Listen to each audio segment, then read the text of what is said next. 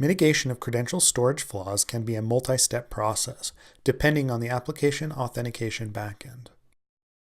If the application uses a custom authentication system, the process for switching out hashing algorithms may be more complex than what is shown in this video. However, use of the Django.contrib.auth package means that simple adjustments to the configuration file are enough to solve the problem. The Django documentation gives us a list of possible hashes used by the auth package. From our previous identification of the credential storage flaws, we know that Django.nv uses the MD5 hasher, which leaves the application vulnerable to brute force attacks.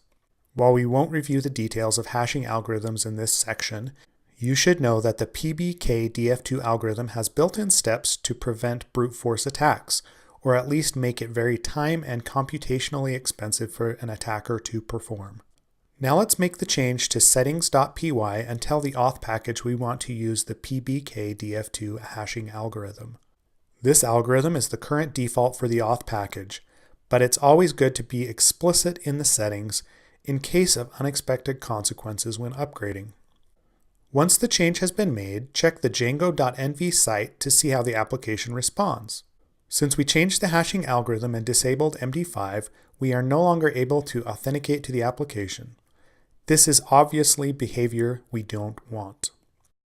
While a custom authentication backend would require us to write new code to upgrade hashing algorithms, the auth package will handle this for us if we specify our settings correctly. The Django documentation states that Django will upgrade passwords during login for algorithms specified in the password hashers setting.